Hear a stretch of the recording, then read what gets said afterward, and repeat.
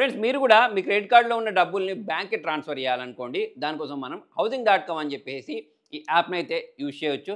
ఈ యాప్ యొక్క ప్రత్యేకత ఏంటి అంటే మనకు ఇలా క్రెడిట్ కార్డ్ నుంచి డబ్బులను బ్యాంక్‌కి ట్రాన్స్‌ఫర్ చేసుకునే చాలా ప్లాట్‌ఫార్మ్స్ ఉన్నాయి. వాటితో పోల్చుకున్నట్టయితే దీనిలో మన కన్వీనియన్స్ ఫీ అనేది తక్కువ పడుద్ది. అయితే మీకు ఒక అత్యవసర పరిస్థితి ఉంది, డబ్బులు సడెన్‌గా అవసరం ఉన్నాయి అనుకున్నప్పుడు దీనైతే యూజ్ చేయొచ్చు. నేను మీకు ఎప్పుడు చెప్తూ ఉంటాను.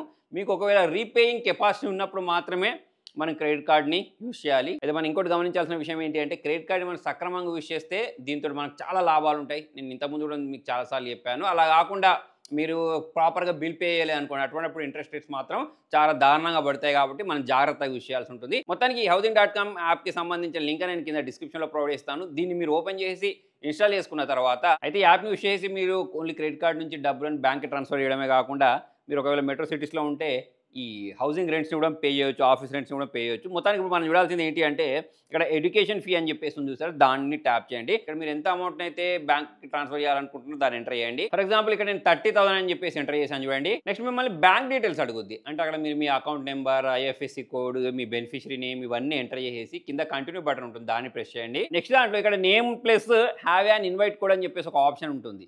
ఒకవేళ ఇక్కడ మీరు ఇన్వైట్ కోడ్ ఇచ్చినట్టయితే మీకు కూడా కన్వీనియన్స్ ఫీ ఏదైతే ఉంటుందో అది తగ్గిపోద్ది. ఫర్ ఎగ్జాంపుల్ ఇక్కడ నేను CCTB22 అని చెప్పేసి ఎంటర్ చేశాను చూడండి. ఇక్కడ ఇది ఎంటర్ చేసిన వెంటనే ₹318 సంబంధించిన డిస్కౌంట్ అనేది రావడం మీరు ఇక్కడ గమనించవచ్చు. టోటల్ పే బటన్ ప్రెస్ చేసిన వెంటనే మీరు ఏ క్రెడిట్ కార్డ్ డీటెయిల్స్ ఇస్తారో అందులో నుంచి మీ బ్యాంక్ అకౌంట్లోకి డబ్బులు అనేవి ట్రాన్స్ఫర్ అయిపోతాయి. అయితే ఇలా ట్రాన్స్ఫర్ చేసేటప్పుడు మీకు ఏమైనా ఇబ్బందులు ఎదురయ్యాయి అనుకోండి, నేను ఇక్కడ ఒక ఈమెయిల్ ఐడి చూపిస్తున్నాను చూడండి. ఈ ఈమెయిల్ ఐడికి మనం మెయిల్ చేయొచ్చు. జనరల్గా అంటుంటారు కదా చాలా మంది క్రెడిట్ కార్డ్ నుంచి అయితే డబ్బులు కట్టాయి కానీ బ్యాంక్లో క్రెడిట్ అవ్వలేదు అని చెప్పేసి.